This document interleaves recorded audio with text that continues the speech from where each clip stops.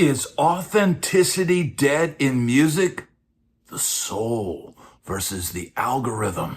You ever scroll through your feed and think, man, everybody's perfect now. Every note's in tune. Every beat's quantized. Every face looks like it was made in the same factory. We've got singers who can't sing, guitarists who don't play, and viral hits that vanish faster than a free drink at a rock club. What happened to the dirt, the sweat, the soul? You listen to old records, you hear mistakes, grit, breath, heart. You can feel the human behind the note. Now it's like we've traded the soul of music for the illusion of perfection. See, authenticity used to be the currency of music. Johnny Cash wasn't auto-tuned. Hendrix wasn't quantized. They were raw, unfiltered, and real.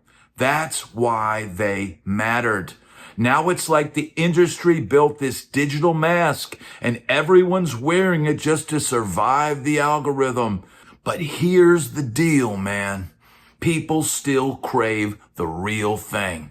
They may not even know it, but when they hear a voice crack on a live take or a guitar slightly behind the beat, that's what hits them in the chest. That's truth. So today we're diving deep into what authenticity means in the modern age and whether music still has a heartbeat underneath all the noise. Because if the machines are taking over and the image matters more than the art, we've got one question to answer. Is the soul of music still alive? It's the death of the human element. Auto-tune, click tracks, quantization, perfection over personality. I can remember a time being out on the road. And first we were playing, everything we did was raw, and it's all played off the floor. And then all of a sudden people start thinking, we could make it sound more like the record, more like that perfected, polished little thing that we did, that someone poured over and corrected everything and tuned everything and sucked the life out of it. Somebody thinks, oh, well, now we can make it sound more like the record. Instead of, hey, let's go in and put in more time in the rehearsal room and tighten everything up, somebody thinks, oh, we'll just fly in some more tracks. Maybe that's where it all started, and maybe that's why I was fighting it the whole time. There is charm in imperfection. Mistakes made legends. Some of the coolest licks that I ever came up with were born out of mistakes. But here's the kicker, man. We polished every edge off the diamond, and now we wonder why it doesn't shine. The more you glean and strive for perfection, the more you take the human element out. Now look, we're in a new age where image over art. And I experienced this on the Sunset Strip. And while I think that was a glorious time and an amazing scene, I agree with the people who claim that the glam rock had gone too far and worn itself out. But I will tell you this. Not every band playing on the Sunset Strip was a glam band all about image. But now we're in a hyper world where labels and influencers are pushing marketability and over musicianship even more. Way more than the days of Poison and Dokken and Motley Crue and Rat and all that stuff, where it was pretty obvious that you had to have a certain look in order to be marketable. But now, everybody's using these tools, auto-tune, click tracks, quantization. They're choosing perfection over personality, but they're also doing it with their image. And many people are even using AI to improve their image, right? But here's the deal. It's not about who plays best anymore. And it wasn't about that on the Sunset Strip, and that's probably why it killed that scene. Now it's even more about who looks best holding the guitar. And look, man, it would be very easy to be extremely attractive and hold the guitar. We've seen this perhaps in certain members of a certain sex who wear very provocative clothing, and they get millions of clicks, sometimes playing very mediocre, right? But because of their image. Well, look, it was the same way on the Sunset Strip. But back then, we didn't have quantization. Back then, we didn't have auto-tune. So they still had to capture a decent performance on tape in order to make a good enough recording to get on the radio. But now, anybody can sound good, right? Sounding good, heck, all we got to do is send it to the right guy to edit the tracks, right? And so even more than back in the day, people ragged on glam rock and the Sunset Strip and all that. It's even worse now.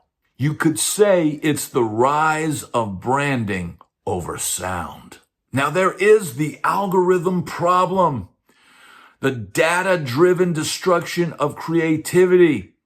Everything is optimized, but nothing is human, right? And for us old guys, man, you know, the click track, auto-tune world, I've never joined it, right? If I need to sing something a few times to get it in pitch or capture the right performance, that's how I do it. If I'm not happy with a take, I'll redo it.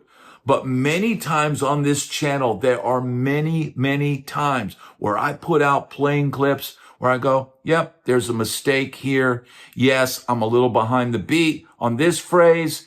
Hey, I kind of hit that note a little weird. And you know what? I leave it all, right? Because here's the deal. The algorithm doesn't care if it's real. It just cares if it loops well. And so, man, people are doing all kinds of trickery to be able to get the algorithm to take their thing to the next level. And many of us older guys, man, we're just kind of lost in the ether on this because we are from that old school of, man, just play it to the best of your abilities and let it ride. So we're going to have to see how this all fares out. I might be an example of that very thing on this channel because there are many times where I think, man, this could be better. Yeah, I could quantize my guitar playing, or I could tune that one flat note, but then it wouldn't be real. Chasing trends kills timelessness because real is what the world will soon crave when it no longer exists. Now look, man, there's a good buddy on the channel, JC, and he's an independent artist. And he says, man, the real music exists in the underground. Independent artists, an analog revival, live performance resurgence. Sure, if you go pay thousands of dollars to go see some mega pop star on a stage, expect the music to be only as real as the $12 hot dog and $8 soda that you buy at the concession stand, right? But if you go to a real underground show, which you could probably get into for $10, and you feel the sweat, the spit, you hear that raw sound of a band playing everything off the floor. That, my friends, is reality. And we must embrace that. We must support the independent artists because they are the last bastion of hope. The underground is still breathing. You just have to turn off your feed long enough to hear it. Authenticity is making a quiet comeback. Now, here is the challenge to musicians. Stay real in a world built on fake. If you're scared to show the cracks, you'll never show the light that shines through them. Redefine success around honesty, not hype. You don't have to polish everything. You can be real. You can give reality like I give on this channel. Why do you think my channel grows each week? Why do you think my subscriber count goes up? Because somebody needs to be out there saying these things. Somebody needs to be out telling about what is real, right? And I think that's a huge part of why I'm seeing some success. Because, man, not everybody is going to give you this. Most people are just going to keep feeding that algorithm the same slop like they're tossing feed out to the hogs. But, man, here's the deal. Us from the older generation, we know what it's like to go out and see a band and get a dose of reality or hear something new each night. Creative music it is different each night. Not the same band doing the same dance steps and the same routine over the same backing track every night. That's nothing but processed garbage. Support real music. Support real musicians and support the underground where reality still thrives. At the end of the day, technology's not the villain. It's just the mirror. The real danger is what we're willing to trade for convenience, validation, and views. We've made music easier than ever to produce and somehow harder than ever to feel. But authenticity isn't dead. It's just outnumbered. You can still hear it when someone sings like their life depends on it. You can still feel it when a guitar solo cracks instead of clicks. You can still see it in the faces of musicians who don't care if it trends. They just care if it connects. That's the thing about real. It doesn't need filters, lighting, or marketing strategy. It just is. And when it hits deeper than any algorithm ever could. So yeah, maybe the charts are full of disposable hits. Maybe authenticity doesn't get you brand deals or TikTok fame. But guess what? Real outlasts everything fake. Every time. The artists we remember, they didn't play it safe. They didn't fit in. They didn't edit the truth out of their sound. They were the truth. So here's my challenge to every player, singer, and dreamer out there. Stop polishing. Stop chasing. Stop pretending. Let the imperfections breathe. Let your truth bleed through your tone, because that's what makes people feel something. And feeling is the only currency that still matters. You want to know if authenticity's dead? Nah, it's just waiting for more of us to stop faking and start playing. That's the rebellion. That's the revival. That's rock and roll, baby. And it's still alive in anyone brave enough to be real.